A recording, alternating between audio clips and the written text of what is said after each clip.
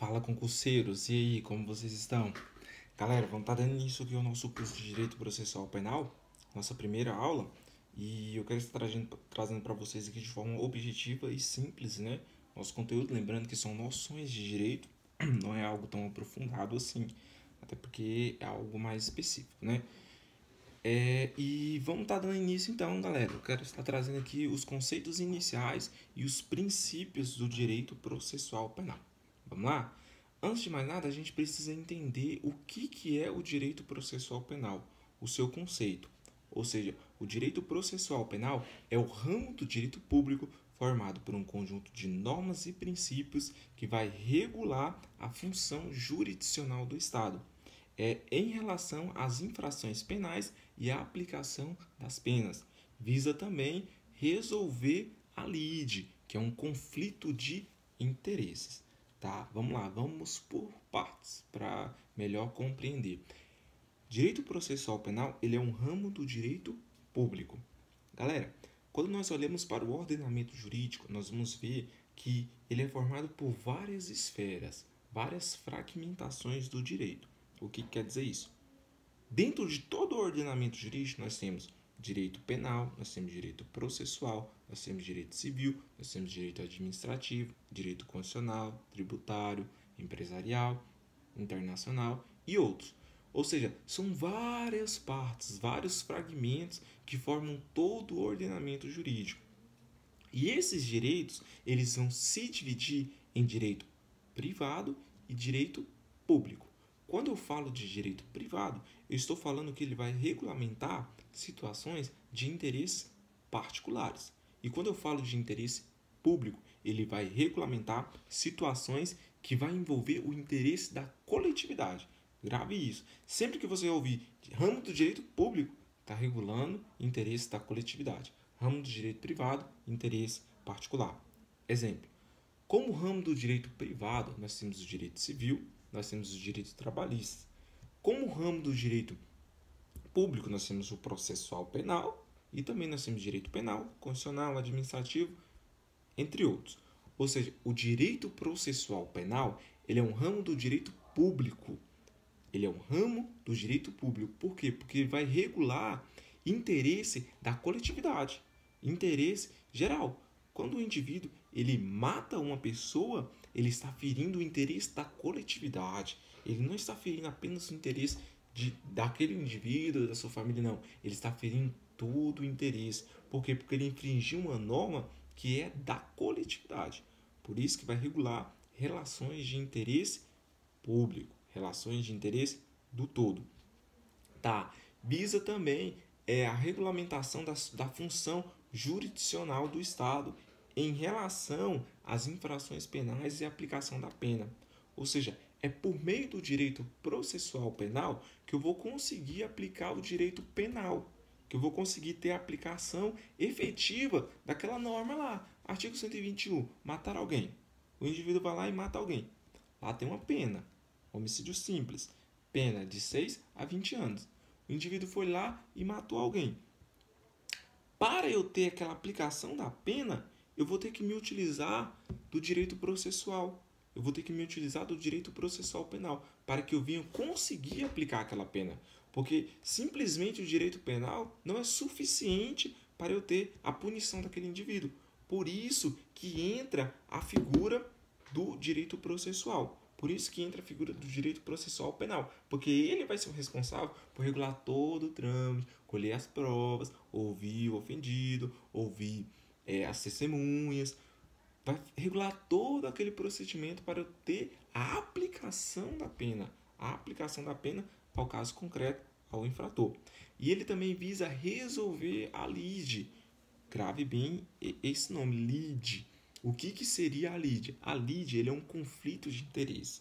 A lide ele está presente tanto no direito processual penal quanto no direito processual civil. Quando eu tenho um conflito de interesses, então surge para mim a lide. A lide é esse conflito, é essa relação de interesse que está batendo um com o outro ali. No direito processual penal, quando o indivíduo ele mata alguém, qual que é o interesse que está em jogo ali? A sua liberdade de locomoção. O Estado quer privar, ele diz, e ele não quer ser privado. Ou seja, a lide, o conflito de interesse ali vai ser resolvido pelo Estado, vai ser solucionado pelo Estado. Ou seja, em simples palavras, direito processual penal é o ramo do direito público formado por um conjunto de normas e princípios que visa a aplicação de penas, depois de solucionada a lide, depois de regulamentada a lide. Ponto. Tá, mas aí você pode me perguntar, mas a quem pertence o direito de punir? Qualquer pessoa pode punir? Não. Somente o Estado que pode punir os indivíduos. Nenhuma outra pessoa possui essa autonomia, possui esse direito de punir alguém. É somente o Estado. Ou seja, o Estado ele é detentor do jus puniendi. Jus puniendi é a capacidade de punir o indivíduo. Somente o Estado é o titular desse direito. Ou seja, nenhuma outra pessoa pode punir alguém. Ah, você matou fulano de tal, eu vou lá e te matar. Cumpri, apliquei a justiça. Não, você simplesmente incorreu em outro crime lá, né? Exercício arbitrário das próprias razões, eu não me recordo muito bem, mas acredito que seja esse mesmo, que é quando eu acho que estou no direito de ir lá e punir o cara.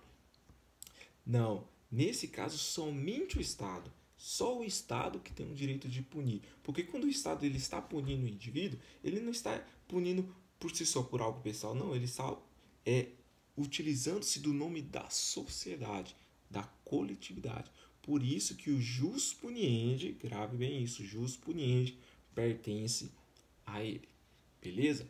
Depois de entendido o conceito de direito processual penal, nós vamos estar dando início então às normas, aos princípios. Vamos entender os princípios, porque, como eu disse, o direito processual penal ele é um ramo do direito público formado por um conjunto de normas e princípios. Então agora eu preciso entender quais são os princípios que norteiam o direito processual. Quais são os princípios que regulam o direito processual? Lembrando que princípios é algo que está intrínseco no direito, é algo que está presente no direito ali, é algo fixo a ele ali, que deve ser observado sempre. É claro que vai existir alguns casos ali que é a ponderação e tudo mais, mas isso aí a gente vai ver lá em direito constitucional. Ponderação de interesse e tudo mais, que aí é onde entra os princípios e tudo mais. Beleza, vamos então aos princípios que estão presentes no direito processual penal. São vários, são inúmeros princípios. Eu separei apenas os mais importantes aqui, os mais cobrados em provas e concursos aí. O primeiro princípio é o princípio do devido processo legal. Devido processo legal. O que quer dizer isso? Quer dizer que ninguém pode ser punido, ninguém pode ser condenado, ninguém pode ter a sua liberdade restringida, ninguém pode sofrer uma sanção sem que antes ocorra um processo legal. Ou seja, todo mundo, para que seja punido, para que seja condenado, tem que ter um processo legal, tem que passar por um processo legal. E olha que essa é uma garantia muito importante mesmo, porque antigamente nos tempos remotos aí e tudo mais, a gente vai ver que, principalmente na monarquia, o rei que ditava as regras ali. Não existia um processo legal, era um processo inquisitivo. O rei chegava lá, não, você vai morrer, pronto, morreu. Agora não, agora nós temos o direito, o devido processo legal. O indivíduo, ele para ser punido, ele precisa passar por um processo legal. Ele precisa ser analisado, várias situações, para chegar à conclusão de que ele é culpado ou não. Próximo princípio, nós temos o princípio da inocência ou da não culpabilidade. O que quer dizer esse princípio? O princípio da inocência ou não culpabilidade quer dizer que ninguém pode ser considerado culpado antes do trânsito em julgado da sentença penal condenatória.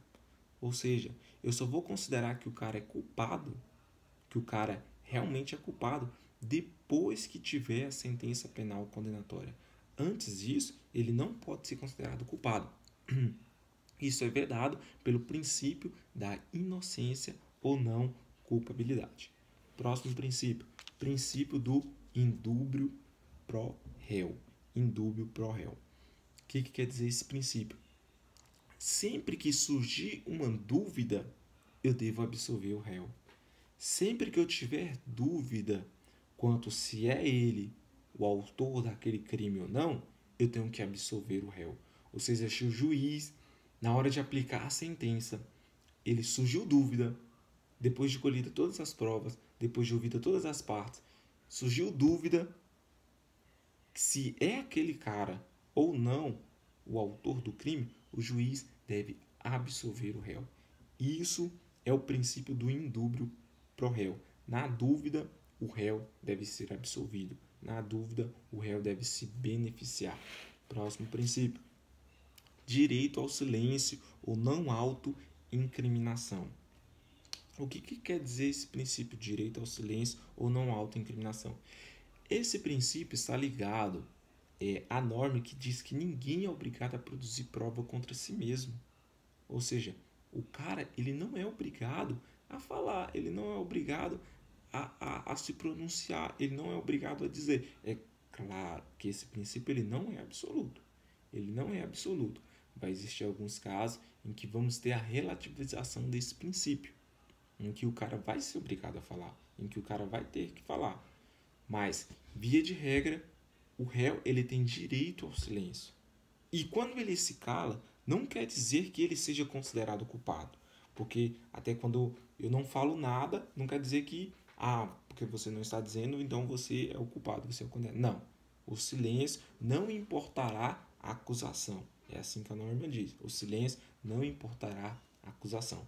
Ou seja, o direito ao silêncio é o direito, a capacidade de não produzir prova contra si mesmo.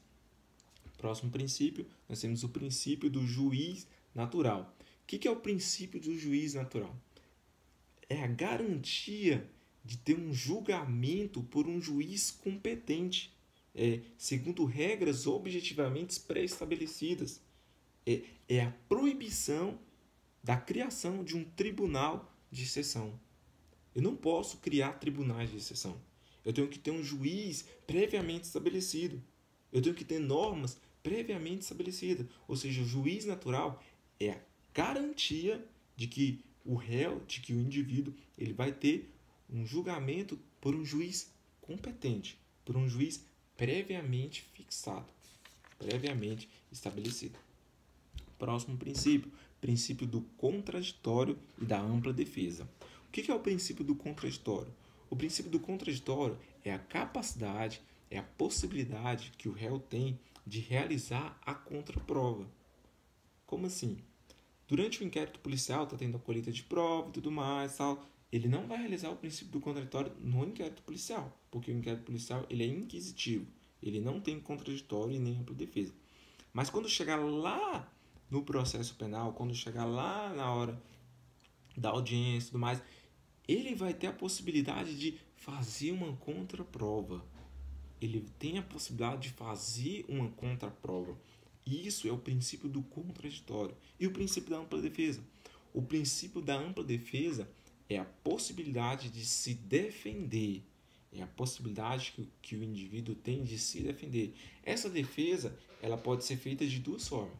Pode ser uma autodefesa ou pode ser uma defesa técnica. A autodefesa é quando o próprio indivíduo se defende. O cursinho está sendo processado lá por crime de homicídio e tudo mais. Eu vou me autodefender. Eu tenho uma capacidade para isso, sou formado em direito, eu tenho uma capacidade postulatória para me defender. Então eu vou lá e, para eu me defender, eu vou lá e me defendo. Nesse caso, eu estou utilizando a autodefesa. E essa autodefesa, ela é disponível. O que quer dizer isso? Eu posso renunciar. Eu posso renunciar a essa autodefesa. Eu posso ir lá, não, eu não quero me defender, não. Nesse caso, se eu renunciar a essa autodefesa, eu parto para outra possibilidade de defesa, que é a defesa técnica. Nesse caso, é a defesa pelo advogado. É a defesa exercida pelo advogado, que é o que mais acontece, né? É a defesa técnica. E essa defesa técnica, ela é indisponível. O cara, ele não pode se dispor, ele não pode dizer, não quero um advogado. Não. É uma defesa indisponível. Tem que existir a presença do advogado. Beleza? Próximo princípio, princípio da verdade real. Durante todo o processo penal, vai se buscar apenas os fatos verdadeiros, vai se buscar apenas a verdade, nada mais que a verdade. Tanto é que quando a gente for estudar provas, nós vamos ver lá o fruits of the fire. O que quer dizer isso? São os frutos da árvore envenenada. O princípio de que se eu tenho uma prova ilegal, uma prova ilícita, ela vai contaminar todas as outras provas, porque ela não foi formada a partir da verdade. Ela foi formada a partir de algo ilícito, de uma mentira. Nesse caso, ela está ferindo tanto o princípio da árvore envenenada, quanto também a verdade real. Porque durante o processo se busca apenas a verdade. É a busca pela verdade. Ou seja, o princípio da verdade real diz que deve-se buscar apenas a verdade. Deve-se buscar apenas a verdade. Princípio da iniciativa das partes. O que quer dizer isso? Princípio da iniciativa das partes. As partes é que devem provocar o juiz. As partes que devem ir lá e provocar o juiz. O juiz ele é inerte, o juiz ele não age de ofício. O poder judiciário ele não age de ofício. As partes devem ir lá. Quem são as partes? Nós temos a acusação e também nós temos a defesa. No caso da acusação, nós temos o Ministério Público, né? E no caso da defesa, nós vamos ter a Defensoria Pública, se o cara não tiver advogado, ou o advogado do próprio indiciado, do próprio réu.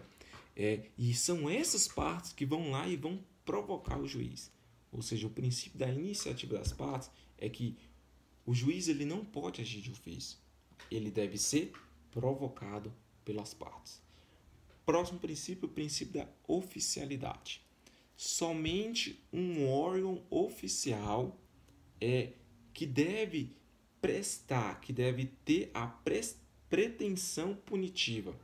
Ou seja, essa pretensão punitiva é somente efetuada por um órgão oficial, o Estado juiz. O Estado juiz. O juiz está ali na figura de representar o Estado quanto à aplicação da pena.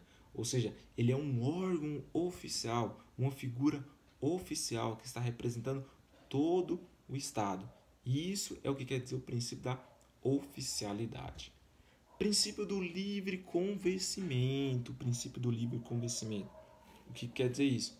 O juiz, na hora de examinar as provas, na hora de aplicar a sentença, ele vai ser movido pelo seu livre convencimento. Ele tem a capacidade de analisar completamente ali pelo seu livre convencimento.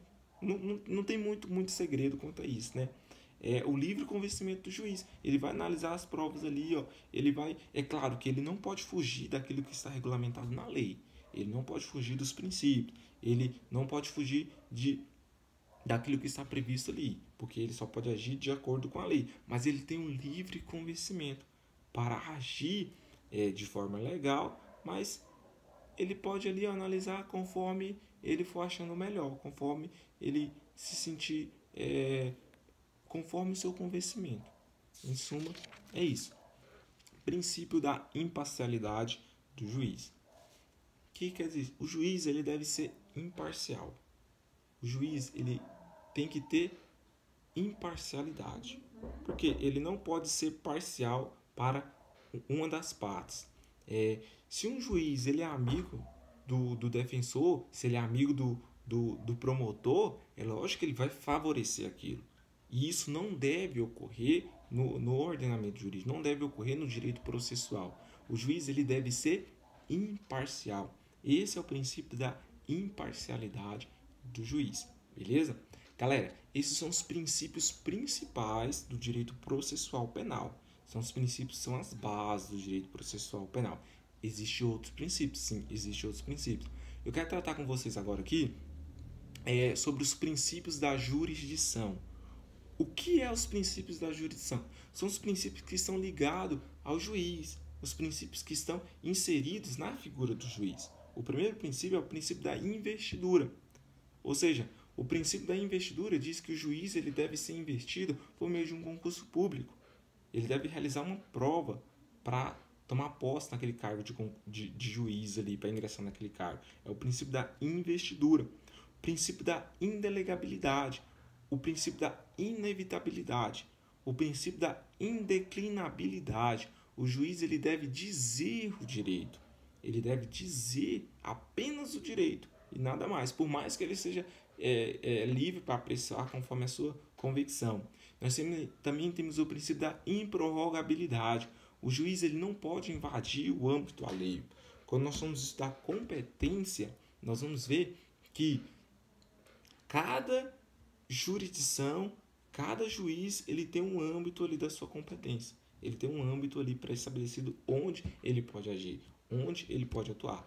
E também nós temos o princípio da inércia, ou seja, o juiz ele é inerte, o juiz ele não pode agir de ofício. O juiz ele ata lá na casa dele, ele vê, passando no noticiário lá, acaba de cometer um homicídio aqui, o juiz vai lá, não, vou começar esse processo aqui para condenar aquele cara que ele acabou de cometer aquele homicídio. Não, o juiz ele não pode agir de ofício.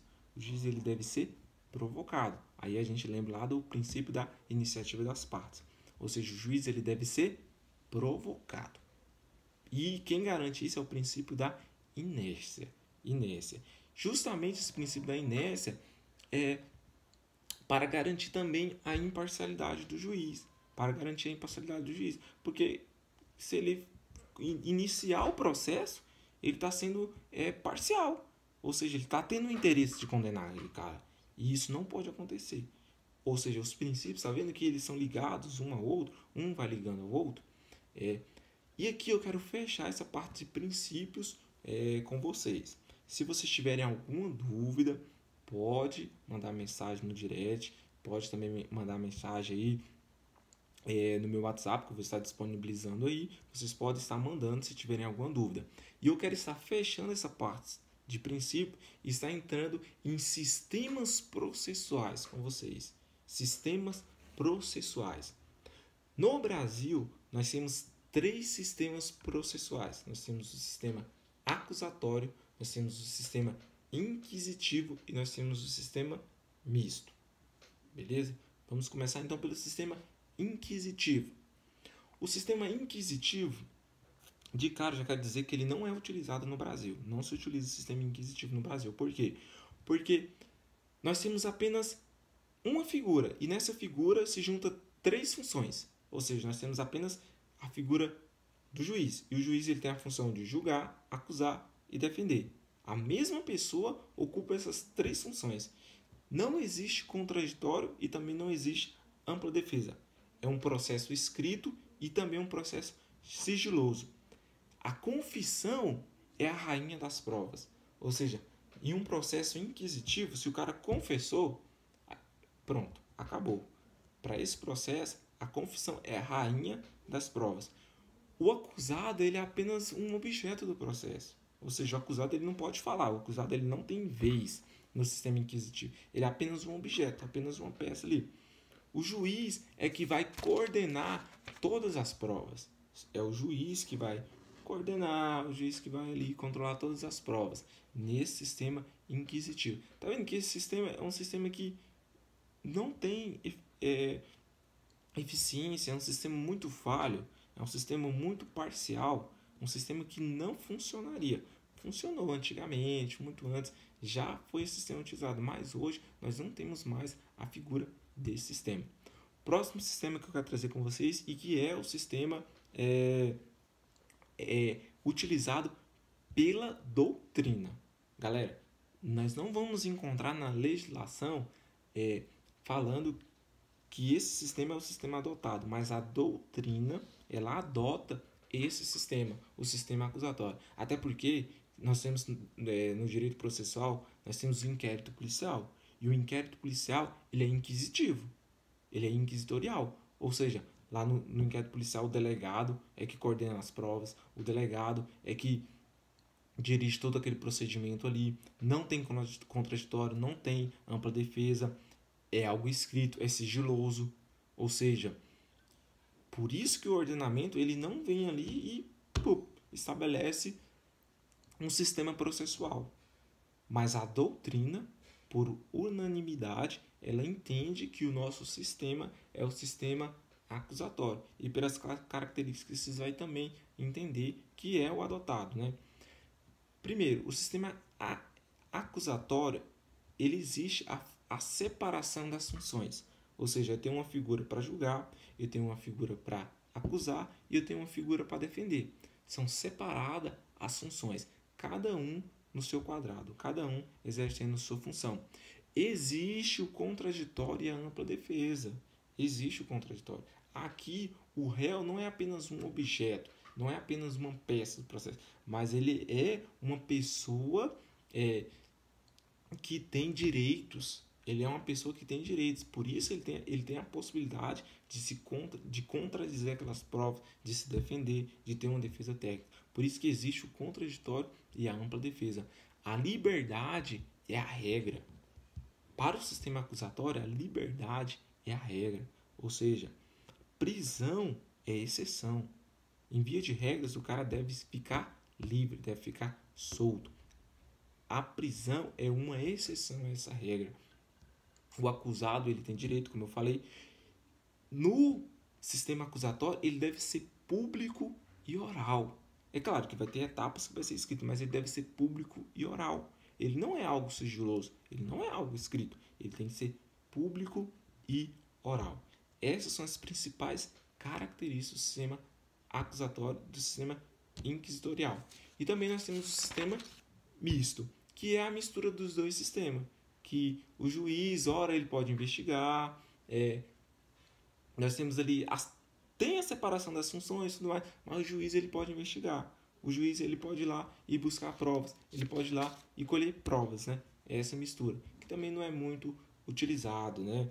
Claro que nós vamos ter alguns casos na lei em que vai existir a possibilidade do juiz ir lá e requisitar umas provas de ofício. Existe a possibilidade. Nesse caso, eu estou usando o sistema misto. Mas ele não é, via de regra, o mais utilizado. É apenas algo específicos. Ou seja, esses são os 3 sistemas existentes no Brasil. Sistema acusatório, sistema inquisitivo e o sistema misto. Galera, eu quero estar finalizando aqui. Espero vocês na nossa próxima aula aí. Nós vamos estar tratando aí sobre notícia crime. Nós vamos estar ingressando em inquérito policial. E olha que é um assunto bastante gostoso de se estudar, viu? Galera, é isso aí. Muito obrigado, conselheiros. Até a próxima e fique com Deus. Valeu!